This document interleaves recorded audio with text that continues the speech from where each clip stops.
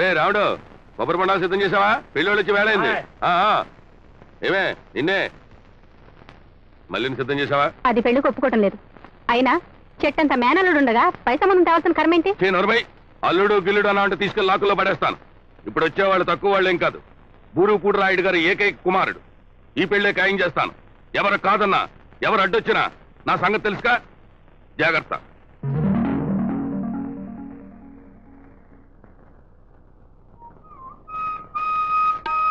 అమ్మగారు అమ్మగారు మల్లెమ్మ చూడటానికి పెళ్ళోళ్ళు వెళ్తున్నారండి. ఏంటి? అవునమ్మగారు, మనం మళ్ళీ చూడటానికి పెళ్ళోళ్ళు వెళ్తున్నారా? ఎవరాదే నా ఇంటి ముందు నుంచి వెళ్తూ నన్ను పలకరించకుండా పెళ్లి చూపులు చెప్తున్నారా? ఆగండి ఆగండి. ఓహోహో, దిమాకెక్కినోడు దిక్కులు చూస్తే పలాకెక్కినోడు పక్కలు చూశాడంట. ఎక్కడికి పోతున్నారు? సంటి అబ్బాయి గారు ఇంటికండి. వాళ్ళ అమ్మాయిని చూడటానికి. అమ్మాయిని చూడటానికి పోతున్నారా? ఎవడు పెళ్లి కొడుకు? ఈడేనండి మా అబ్బాయి. ఎట్టా? ఎంతమంది కొడుకులు నీకు? వీడు ఒక్కడేనండి. 7 పోయాక ఈడు మిగిలేడండి. ఏమండి? ఏం లేదు, పూర్వకాలంలో కొడుకులు ఎక్కువ మంది ఉన్నవాళ్ళు కడగొట్టు వాడిని యుద్ధానికి పంపించేవాళ్ళట. పాపం నీకు వీడు ఒక్కడే మిగిలాడే. వీడిని యుద్ధానికి తీసుకెళ్తున్నావే అని బాధపడుతున్నాను రా నేను. ఏంటన్నా పెళ్లి చూపులు కానీ యుద్ధానికి తీసుకెళ్తున్నావు? అనుకోరా, యుద్ధానికి ఏంటండి, పెళ్లి చూపులకు వెళ్తున్నాం. మళ్ళీ చేసుకోబోయేవాడు నా మనవడ్రా. అరుగు మీద చూసావా కత్తి? కత్తి ఎందుకండి? నరికి పోగులెట్టడానికి. నా పెళ్లికి ముందు ఒకసారి చాలా మందిని నరికింది ఆ కత్తి. ఎంతమందిని రా ఎల్లయ్యా? 23 ఒకే ఏటికి నరికిందమ్మా. రెండో ఏటికి మంది సాలగా 10 మందే పట్టారండి. అంత కదుంది ఆ కత్తికి. అన్నట్టు మొత్తం మీరు ఎంతమంది ఉన్నారా? అదే చాలరు. నా మనోడిదంతా తాత పోలిక. వాడు వచ్చాడంటే కత్తి తీసుకుని బయలుదేరతాడు. ఆ తర్వాత మీ కర్మ. నేను చెప్పాల్సింది చెప్పాను. నాన్న నాకు ఎడం కన్నా అదురుతుంది నాన్న, కుడి కన్నా అదిరి నాకు వద్దాం నాన్న. అలాగే బాబు. ఏమండి ఏమండి ఏమిటి వెళ్ళిపోతున్నారు? లేదు, మా వాడికి అడంకన్నా చూస్తుందట, కుడికన్నా అది నాకు వద్దామని. భలే భలే గిట్టన వాళ్ళు 1,00,000 అంటారు. అవన్నీ పట్టించుకుంటావా? రండి బాబు గారు రండి. వెళ్ళిపోదాం నాన్న. రా బాబు రండి బాబు గారు రండి. తీసుకెళ్ళు. ఇల్లు ఎలాగానే పండగ అవుతుందట్రా. ఇప్పుడు ఒక కన్య అదిరింది, అక్కడికి పోతే ఒళ్ళంతా అదురుతుంది. పో ఎక్కడ తీసుకుపోతావు చూస్తాను. వీరన్నా వీరన్నా, ఏంటమ్మా ఇలా వచ్చావు? మనం మళ్ళీని పెళ్లి చూపులు చూడటానికి ఎవడో బూరుగుపుడు బుడబొక్కలాడు ఒకడు వచ్చాడ్రా. ఏంటి మళ్ళీకి పెళ్లి చూపులా? అవునరా, నా కూతుర్ని నా కొడుకు ఇవ్వకుండా ఎవరో ఊళ్ళో వాళ్ళకి ఇస్తానంటాడా వంట ఆడంగాడు. నా రక్తం ఉడికిపోతుందిరా. రేయ్, పారాతలు బారేసి వెళ్ళి సంగతి ఏమిటో తెలుసుకుంటా. ఒక అటు బాబు. అమ్మాయిని ముస్తాబు చేస్తున్నారు. 5 నిమిషాలు. ఏర్పాట్లన్నీ బాగున్నాయి బాబు. ఓహో ఓహో, దివ్యంగా ఉన్నాయండి. కానీ ఓ చిన్న మార్పు చేస్తే ఇంకా బ్రహ్మాండంగా ఉంటాయి. దానికి నాదో గొప్ప సలహా. ఏమిటది? నాయుడు గారు తమరు కూడా వినాలి. ఇప్పుడు మనం పెళ్లి కొడుకు గారిని 2 చేతులు పట్టుకొని, నువ్వు పెళ్లి కొడుకు కాలేవు, కేవలం ప్రేక్షకుడు మాత్రమే అని చెప్పి ఈ స్థానంలో మన వీరలను తీసుకొచ్చి కార్యక్రమం జరిపించేస్తే కన్నుల పండుగగా ఉంటుందని నా సలహా. నువ్వు నోరు మూసుకుని ఊరుకుంటే బాగుంటుంది. తప్పకుండా బాగుంటుంది. మరి ఇంతవరకు చెప్పలేదేమిటి? నూరురా, బాగా నూరు.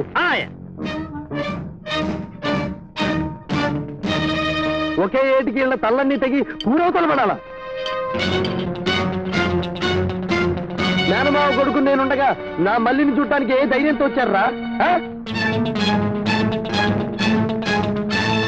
బాగా నూరు. చావడానికే వచ్చారేమో. వీళ్ళ నూకలి ఊళ్ళో తీరేట్టు వీళ్ళ నెత్తిని రాసుంటే వచ్చారేమో. నెత్తురు ఏర్లై పారక ముందే ఎక్కడోళ్ళు అక్కడికి వెళ్ళిపోయారా? సరే లేదా ఈ కత్తికి బలైపోతాడు. ఇదిగో ఒకే నిమిషం టైం ఇస్తున్నాను. ఎక్కడోళ్ళు అక్కడికి వెళ్ళిపోయారా? సరే లేదా ముక్కలుగా నరికేస్తాను. చూడండి చంద్రబాబు గారు, మేము పెద్ద మనుషులుగా వచ్చాం. మా ప్రాణాలు కాపాడడం మీ బాధ్యత. కంటబ్బాయి గారు, పిల్లనాదని కత్తెట్టుకుని ఇంటి ముందు నిలబడ్డాడే మగాడు మొగుడునండి. అవునండి. ఇలాంటి వాడిని పెళ్లి చేసుకుంటే పెళ్ళైన సుఖపడుతుంది పడదండి. కనుక పట్టుదలకి పోకుండా మీరు స్వయంగా వెళ్ళి అబ్బాయి 2 చేతులు పట్టుకుని నీ 2 కాళ్ళు కడిగి కన్యాదానం చేస్తాను, నిశ్చితార్థం చేసుకోమని అడగడం సబబు న్యాయం. అవునండి. ఇంకా ఆలోచించక వెళ్ళండి. వెళ్ళండి. అరే వెళ్ళమంటూ ఉంటే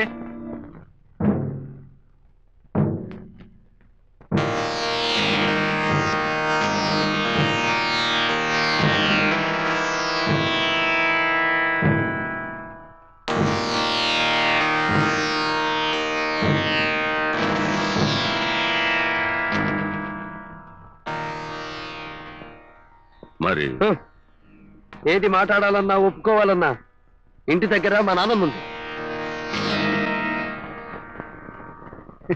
అవునన్నాక ఈ ఇంటికి వెళ్ళేంత దూరం. బాబు బ్రహ్మచారి గారు, మేము ఇక్కడి నుంచి బతికి బయటపడాలంటే దారెటు? దారులు చాలా ఉన్నాయండి. ఇటుపక్క వెళ్తే మంగమ్మ గారు ఇల్లు మంగమ్మ గారి ఇల్లు కనుక లోపలికి వెళ్ళి ఆడాలని అడిగితే నిశ్చరిస్తారండి. దూకితే దూడపాక, పక్కనే కోడఫారం, ఆ పక్కనే మేకల మడి, ఆ పక్కనే బాతులు పెంట. అయ్యా మరి భూమి ఎక్కడ తగలదా? రండియా. మా అమ్మగారు లోపల ఉన్నారా బాబు? వస్తారు, కూర్చోండి. నానమ్మా, ఓయ్ నానమ్మా, మీకోసం ఎవరో వచ్చారు. వస్తున్నాను రా. ఎవర్రా వీళ్ళంతా? తుఫాన్లో కొంప గొడు కొట్టుపోయి వచ్చిన వరద బాధితులా, లేకపోతే గుళ్ళు గోపురాల కోసం చందాలకు వచ్చారా? వచ్చింది అలాంటి పని అనుకోండి, కానీ వచ్చింది స్వయంగా మీ అల్లుడు. ఏమిటి, మా అల్లుడు వచ్చాడు? కానీ చందాలకి మాత్రం కాదండోయ్, పాత కక్షలన్నీ మర్చిపోయి ఒక మంచి విషయం మిమ్మల్ని అడగాలని వచ్చాడు. మరి పరాయి వాళ్ళగా బయట పంచలో కూర్చొని అడగడం ఎందుకు? లోపలికి వచ్చి మాట్లాడొచ్చుగా.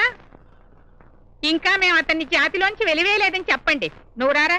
త్వరగా ఆవిడ చేత ఊ అనిపించవయ్యా, ఉనికిపోతున్నావు. పెద్ద చెరువులో బోదురు కప్పల్లాగా బెకబెకలు ఆడిపోతున్నావు. లోపలికి పద, చదమంటూ ఉంటే.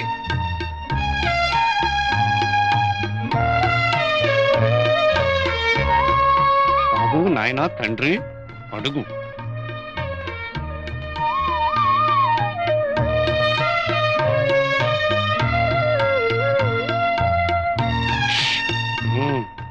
అడిగేవయ్యా, అడుగు. అడగమంటూ ఉంటే త్వరగా. ఏమిటర్రా తెగ చెవులు ముక్కులు కొరుక్కుంటున్నారు? అతగాడికి మాటలు నేర్పుతున్నారా ఏమిటి? అది కాదు మంగమ్మ గారు, అమ్మాయి పెద్దదైంది కదా. తాతల కాలం నాడు తాటికాయ పడితే మనవల కాలం నాడు పేరంటం పెట్టిందటవుతో నీలాంటిది. నీ కూతురు పెద్దదయ్యి ఏడాది పైన అయిందిరా. ఇంకెన్నిసార్లు అవుతుంది పెద్దది? చచ్చాడు. ఇప్పుడన్నా మించిపోయింది లేదు. అడిగేయి.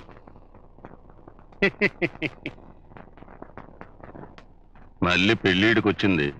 వీరన్నకి దానికి పెళ్లి చేస్తే బాగుంటుంది. నిశ్చితార్థం చేసుకోవడానికి మా ఇంటికి రమ్మని పిలవడానికి వచ్చాను. ఓ చూడా, పిలుస్తున్నాడు, వెళ్ళిరా. అది మన ఇంటి కూడా కూడా గడ్డం పట్టుకు బతిపాలితే వెళ్ళదు. కాళ్ళు పట్టుకోమంటే మరి బాగుండదురా. అది ఆయనకి అర్థం వాళ్ళగా. దూడలతోనూ గోడలతో మాట్లాడకు, నేరుగా ఆవిడతోనే మాట్లాడు.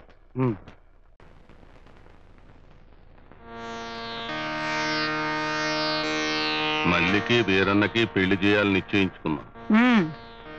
జరిగిందంతా మర్చిపోయి మీ చేతుల మీదుగానే ఈ పెళ్లి జరిపించండి అత్తయ్య గారు. ఈ ముహూర్తానికే మా ఇంటికొచ్చి నిశ్చితార్థం చేసుకోమని అడగటానికి వచ్చాను. చాలా సంతోషం. ఇంతకాలానికి నీకు ఇంత మంచి బుద్ధి పుట్టేనే కాదంటానా? శుభం. అలాగే కానీ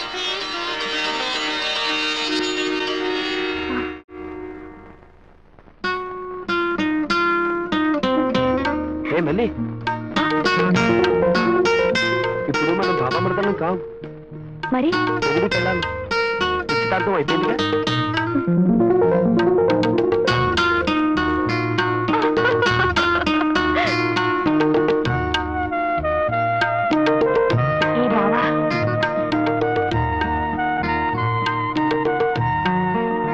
ఇప్పుడు మనం బాబా మరదళ్ళం కావు, మరి మొగుడు పెళ్ళాను. నిశ్చితార్థం అయిపోయిందిగా.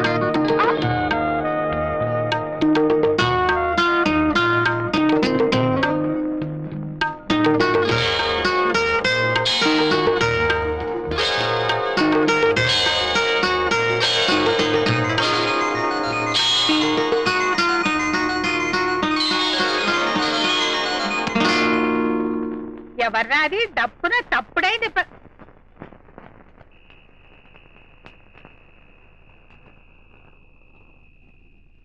వీరన్నా, ఒరే వీరన్నా,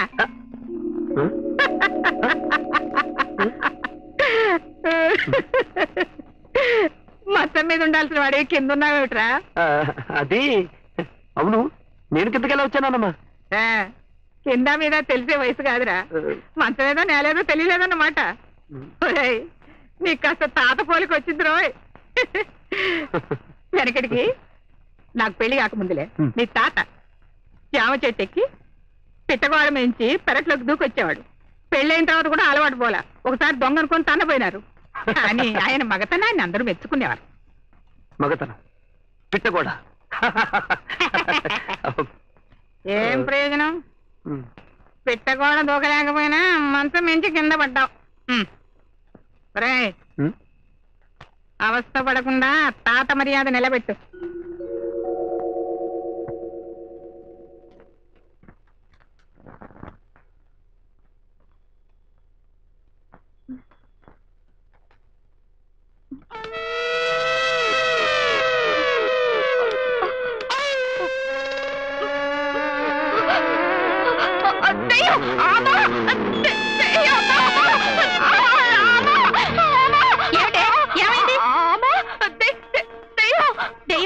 ఎక్కడే? దెయ్యం లేదు, పాడు లేదు.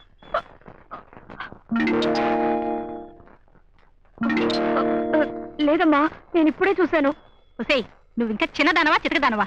ఇలా అర్ధరాత్రి పూట ఇంట్లోకి రానప్పుడు అరిస్తే ఇరుగు పొరుగు ఏమనుకుంటారు? నోరు మూసు పడుకో. కాదమ్మా, నిజంగా చూశాను. ఇంకోసారి అరిచావా నోరు కుట్టేస్తాను. పడగా